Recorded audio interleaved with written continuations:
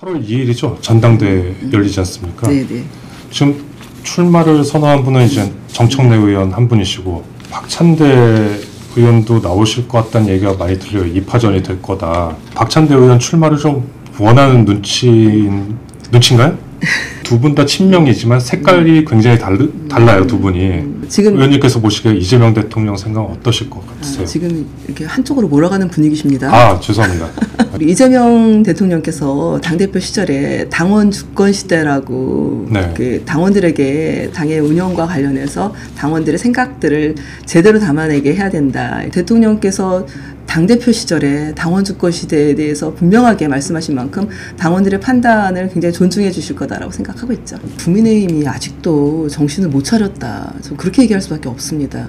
홍준표 전 그 의원이 한마디 하셨잖아요. 국민의힘 위원정당 해산 청구는 정치 보복이 아니라 죄의 대가다. 지금 민생이 어려운 상황이고 추경을 구성해서 또 민생을 회복시켜야 되는 상황이기 때문에 빠르게 좀 변모했으면 좋겠습니다. 8월 2일이죠. 전당대회 열리지 않습니까? 네네. 지금 출마를 선언한 분은 이제 정청래 의원 한 분이시고 좀 보니까 박찬대 의원도 나오실 것 같다는 얘기가 많이 들려요. 2파전이 될 거다. 근데 의원님들이 어떻게 보이세요? 그 박찬대 의원 출마를 좀 원하는 눈치인가요? 뭐 제가 여기서 어떤 답변을 하냐에 따라서 굉장히 위험할 수도 있는 위험할 수 있습니다. 그래서 따로 그 답변 이제보다도 아직 박찬대 우리 그 의원님은 출마 선언을 하진 않으셨어요. 출마 선언하지 않은 상태고 또 우리 정청래 의원님이나 박찬대 의원님의 성향이 좀 상당히 좀 다르시죠. 네, 많이요. 다르신 분들이고 어떻게 보면은 경선이 없으면 조금 재미가 없을 수도 있는 거예요. 당대표 선거라는 그렇죠. 게. 그래서 아무래도 두 분이 좀 많이 다른 분이고 또 의원님들마다 다 다양하게 또 판단하실 부분도 있을 것 같고 또 당원들께서도 또 관전 포인트가 좀 필요하지 않을까 이제 그런 생각이 드는데 어쨌든 제가 이 부분에 대해서는 뭐 이렇게 명확한 말씀을 드리기가 조금 어렵습니다. 알겠습니다. 그러면은 의원님의 상상력을 좀 여쭤보고 싶은데 그 말씀하셨듯이 두 분 다 친명이지만 색깔이 굉장히 달라요, 두 분이. 안정적인 국정을 원하는 이재명 대통령은 차라리 박찬대 대표를 좀 더 선호할 거다라는 어떤 생각이 드는데 지금 의원님께서 보시기에 이재명 대통령 생각은 어떠실 것 같으세요? 지금 이렇게 한쪽으로 몰아가는 분위기십니다. 아, 죄송합니다. 그냥 여쭤보려고 했는데 좀 그렇게 느끼셨다면 뭐 저는 제가 생각하기에는 우리 이재명 대통령께서 당대표 시절에 당원 주권 시대라고 그 당원들에게 당의 운영과 관련해서 당원들의 생각들을 제대로 담아내게 해야 된다. 이렇게 주권 시대를 열었습니다.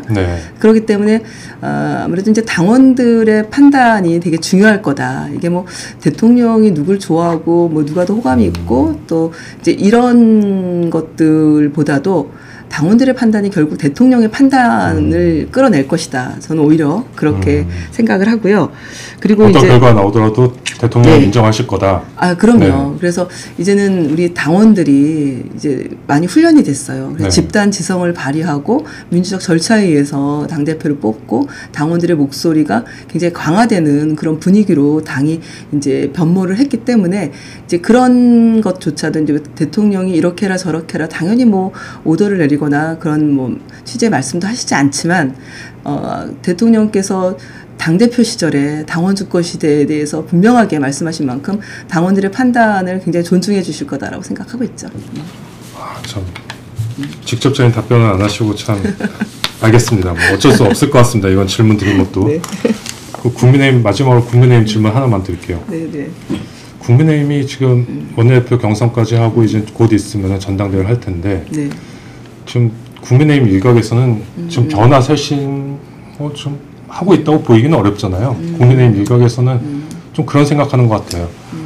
민주당 좀 있으면은 뭐 자중질환이 일어나든 뭐 어떻게 하든 스스로 망가질 것 아닌가 뭐 이런 기대감을 좀 갖고 있는 것 같은데 그럴 가능성이 있을까요? 저는 이제 국민의힘이 아직도 정신을 못 차렸다. 저 그렇게 얘기할 수밖에 없습니다.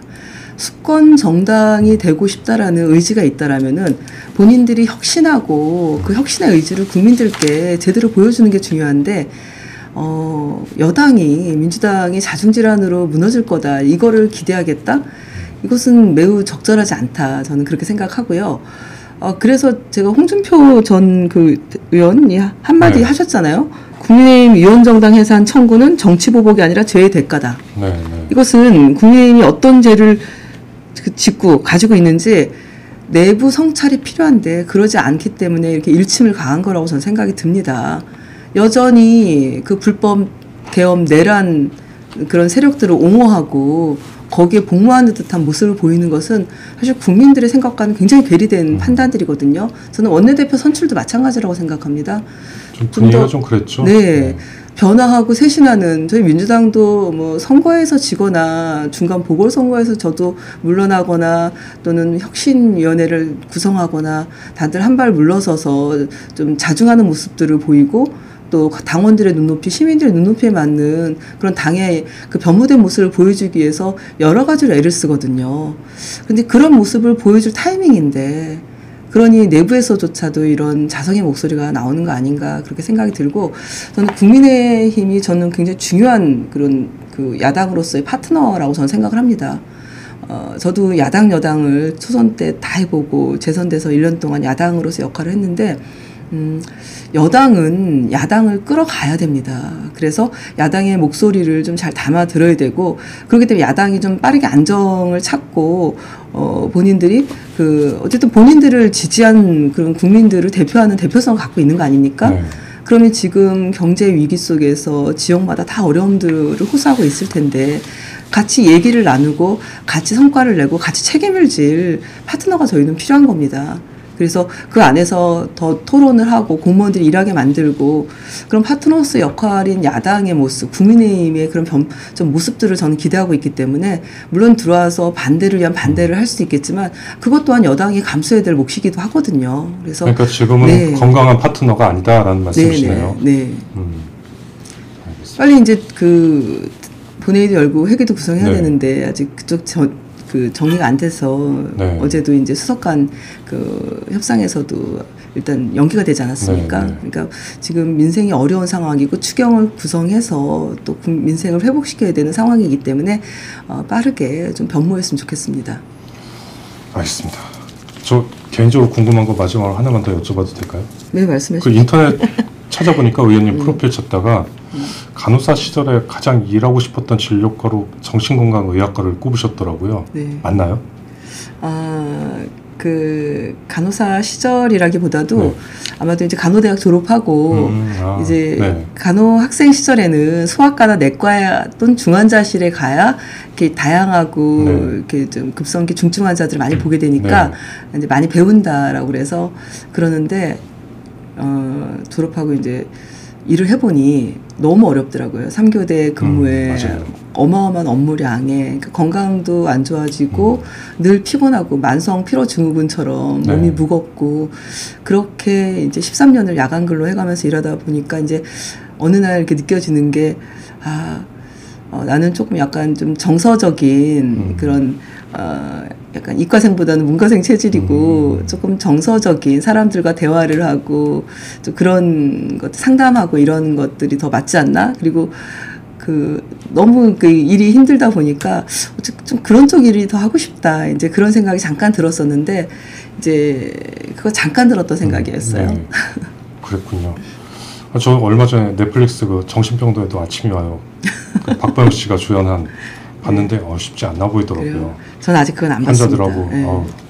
이게 우리나라 정신병원이 환자들의 인권과 그런 어떤 그 치유를 위해서 이제 그렇게 이제 시스템이 작동이 돼야 되는데 그것도 이제 약간 숟가락도 관련이 된 부분이기도 할 텐데 너무나 이제 뭐 한 군데 마치 이제 가축우리도 아니고 몰아넣고 뭐 많은 환자들을 몰아넣고 막 그냥 유지 정도만 그렇게 하는 이제 정신병원이나 이제 이런 데는 상당히 좀 문제가 있거든요. 그런 게 많이 나오기도 하잖아요, 뉴스에서. 네. 그래서 실제로 환자들의 인권도 소중하게 생각하면서 어떻게 잘 치료할 것인지 이제 이런 것들이 이렇게 좀 잘 이렇게 서로 소통이 되는 그런 병원들, 네. 예, 그런 병원들이 돈이 많이 드니까 많지가 않죠. 그렇군요. 그래서 사실 그런 부분들도 사실 조금 어떻게 이렇게 좀 건강보험 수가라든지 내지는 정부의 지원까지도 포함해서 어떻게 마련해야 될지도 고민해야 될 것 같습니다.